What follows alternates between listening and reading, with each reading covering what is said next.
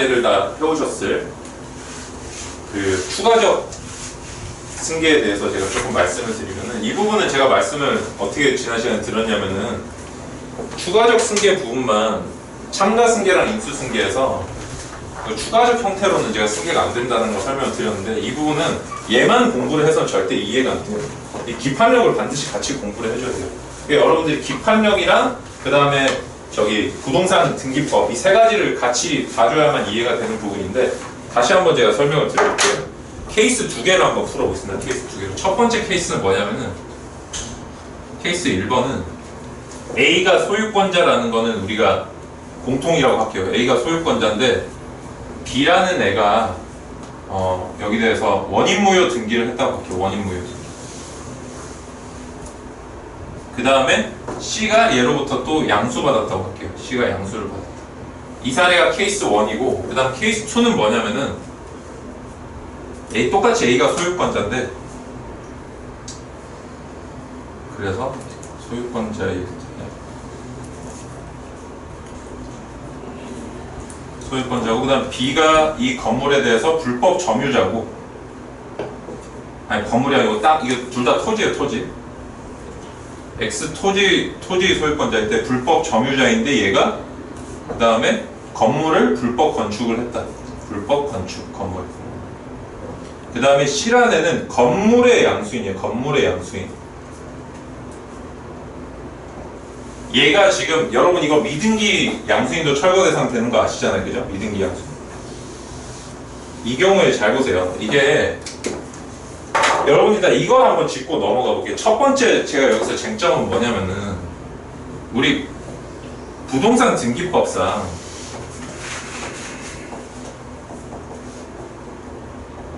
이 214조에 내가 말소 소송을 제기한다면, 첫 번째 케이스에서 등기가 전전 양수된 경우, 이 경우에 피고는 누구예요? 피고는 B예요, C예요? 아니면 BC예요?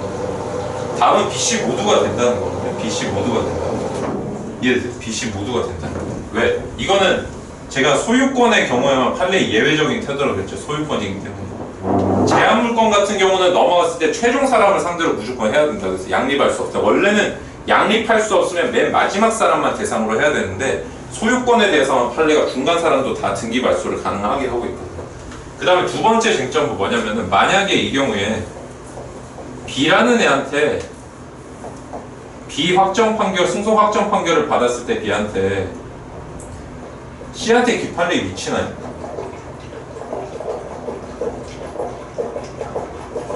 C한테 미쳐요. 왜 그럴까 이거는? 이거는 얘가 216조의 2항의 변종후 승계인에 해당하는데, 특히 그 중에 어디에 해당한다? 계쟁물 승계인에 해당해. 계쟁물. 책에 보면 당사자 적격을 양도받은 자 이렇게 돼 있잖아요. 그죠? 그 말은 지금 이 사건의 소송물은 내 소유권에 기한 물권적 청구권 사안인데, 소유권에 기한 물권적 청구권을 양도받은 건 아니잖아요, 얘들이. 그죠? 근데 C라는 애는 그 소유권에 기한 물권적 청구권의 기초가 되는 계쟁물을 양도를 받은 애예요. 지금 그러니까 소유권에 기한 얘가 점유인데, 점유를 얘 등기를 얘가 양도를 받은 거잖아요. 그죠? 등기를. 그러니까 얘는 똑같이 상대방이 될 거기 때문에 계쟁물 승계인에 해당하기 때문에 얘도 당연히 기판력에 미쳐요. B한테 이겼으면 C한테도 미친다는 거예요. 근데 잘 보시면 기판력 단계에서는 소송을 누구를 대상으로 해요? 둘 다 피고가 가능하지만 B가 한 번 피고였고, 그 다음 C도 따로 피고를 한다는, 이게 피고가 서로 겹치는 일이 존재를 하지 않죠. B를 상대로 먼저 소송을 제기를 하고, 그 다음에 C를 상대로 소송을 제기를 하기 때문에 서로 같이 피고가 되는 일은 없어요. 피고 둘 다 가능하지만. 그죠? 근데 이 경우에 여러분이 이제 헷갈리시는 3번을 보면은 뭐냐면은, 만약에 이 경우에 기판력에 미치는 게 아니라 B에 대한 소송 중일 때 C를 내가 얘를 인수승계를 시킬 수 있냐는 거예요. 인수승계를. A의 입장에서 C를 인수승계를 시킬 수 있어요. 얘한테 대해서도 내가 말소를 미리 받아야겠다. 이렇게 인수가 될까요? 안 돼요. 이게 왜 안 되냐면은, 제가 말씀드렸다시피 이 변종후 승계인이라는 제도 자체가 면책적 채무인수를 중심으로 구성이 돼 있는 거예요. 그러니까 한 명한테 내가 기판력이 미쳤을 때는 면책적으로 인수를 받아서 더 이상 내가 이 사람한테 청구할 수 없고 다른 사람한테 청구를 해야 될 때는, 그러니까 얘에 대한 청구 권한이 얘한테 이전이 됐다면 얘한테도 기판력이 따라서 넘어간다는 거거든요. 그래서 예를 들어서 그 중첩적 채무인수처럼 내가 얘한테 구할 수 있다고 내가 실효성을 갖고 있을 때는 B라는 애한테, C라는 애가 중첩적으로 채무인수를 한 경우에 얘한테 기판을 미치게 할 필요가 없어요. 왜? 나는 B한테 그냥 받으면 되기 때문에. 그러니까 변종후 승계인이라는 제도 자체가 왜 있는지 생각을 해보세요. 이건 기판력의 실효성을 확보하기 위한 제도거든요. 그래, 기판력의 실효성을 확보하기 위해서 얘가 어떤 명제를 설정했냐면은 B씨라고 할게요. B라는 애한테 청구를 못하지만 C한테 청구가 가능한 경우만을 만을 상정을 하고 있다는 거예요. 이해되세요? 그러니까 변종후 승계인이 되려면 면책적 승계인 말고는 안 돼요. 그러니까 두 명이 있을 때는 절대 기판력에 미치지 않는다고. 이 법리랑, 그래서 추상적으로 이 기판력의 법리랑, 그래서 여기서 나오는 명제가 생성 후의 기판력이나 생성 중의 기판력은 범위가 같다는 거예요. 그래서 이게 기판력과 인수승계의 범위는 같다고 보는 거예요. 이게 말하자면 추상론이에요. 추상론. 이런 추상론을 끝까지 이제 관철시키면 뭐냐면은 면책적인 것만 된다는 거예요. 즉 피고가 2명 이상이 될 수가 없어요. 인수승계를 했을 때. 참가승계나 인수승계 했을 때는 기존 사람이 빠지고 새로운 사람이 피고가 돼야만 돼야 돼. 이게 법리적으로. 이해되시죠? 근데 잘 보시면 여기서 무슨 문제가 있냐면 우리 부동산 등기법이 여기서 문제가 되는 거예요. 얘가 이 법리에 영향을 미쳐가지고 얘는 지금 보니까 C를 상대로만 원래는 소송을 제기를 해야 되는데 B도 지금 피고가 되잖아요. 지금 B도. 이게 지금 문제인 거예요. 얘가 그래서 빠지질 않아. 얘가 B를 상대로 소를 제기해도 유효하기 때문에, 적법하기 때문에. 그렇기 때문에 뭐가 된다? 지금 여기서 인수승계 형태로 가버리면은 B에 대한 소송 중에 B를 빠지게 할 수 있는 근거가 없다는 거예요. 왜? 이 1번 때문에. 이해되시죠? 그렇기 때문에 어떻게 한다? B 더하기 C를 상대로 소송을 하는 건 안 돼요. 왜? 기판력상. 그렇기 때문에 얘는 둘 다 그냥 C라는 애를 추가를 못하게끔 처리를 하는 거예요. 우리 판례가.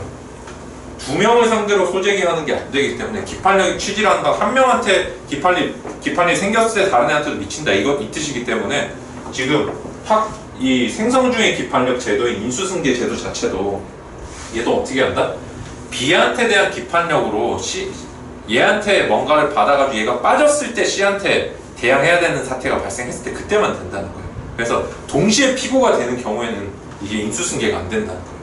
다만 기판력의 경우에는 예외적으로 된다. 왜 그러냐면 그 경우는 B한테 이미 확정 판결을 받고 피고로 끝난 후에 C가 문제가 되는 경우이기 때문에 돼요. 근데 동시에 소송하는 경우는 안 돼요. 그래서 여러분이 보셨다시피 원인무효 등기를 양수한 경우가 유일한 예외인데, 이게 박재환 교수님 책에 보시면 이게 인수승계 파트를 넘겨보시면 소송승계 파트 보시면은 두 번째 페이지 오른쪽 밑에 보시면 각주가 하나 있어요. 그 각주가 있는데 거기 각주에 뭐라 적혀있냐면 쭉 읽다가 다음 페이지 넘어가면은 이걸 이제 기판력과 인수승계 범위를 똑같이 보는 걸 동일설이라고 그러는데, 박재환 교수님 명칭에 따르면 실제 이렇게 쓰는 분은 없는데 동일설에 따르면 뭐가 된다? 이제 김웅혁 교수님 책에도 이렇게 나오는데, 동일설에 따르는 경우에는 이 기판력과 인수승계 범위를 똑같이 해야 되기 때문에 이 C도 여기서 인수승계가 되는 경우가 있다라고 써놨어요. 박지원 교수님 책에 보면. 근데 그게 잘못됐다는 거예요. 우리 이게 판례는 인수승계가 안 된다고 봐요. 교수님은 그냥 순 이론으로 밀어붙였을 때 기판력과 인수승계 범위가 같기 때문에 기판력이 미치는 사람은 모조리 인수승계가 돼야 된다고 보는데, 그렇게 됐을 경우에 방금 보셨던 이 법리에 영향을 미친다는 거죠. 그죠? 이해되시죠? 그래서 요게 예외고, 그 다음 원칙을 놓고 보면 뭐냐면은 지금처럼 등기 말소를 하는 경우가 아니라 똑같이 이 경우에는 이 건물 철거하는 경우를 보면은 B랑 C를 상대로 둘 다 건물 철거를 하는 게 아니에요. C를 상대로만 건물 철거를 할 수가 있죠. 이 경우에는. 그죠? 그렇기 때문에 그래서 1번이 위에 똑같이 하면 1번이 이거고, 그냥 C만이 피고가 되고 2번 기판력은 똑같이 미치죠. 왜? 얘도 마찬가지로 변종후 승계인이기 때문에 계쟁물 승계인이거든요. 그 다음에 3번이 차이가 나냐? 3번에서는 차이가 나요. 여기서는 인수승계 안 되는데 여기서는 C가 인수승계가 돼요.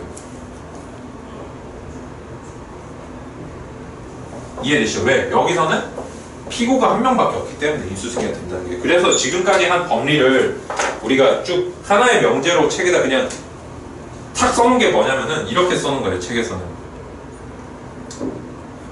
면책적인 의미의 인수승계만이 가능하고, 그 다음에 추가적인 의미의 피고를 추가하는 형태의 인수승계는 되지 않는다는 게 판례의 태도예요. 이해되시죠? 이게 판례예요, 판례. 이런 법리가 나오는 거예요, 이런 명제가.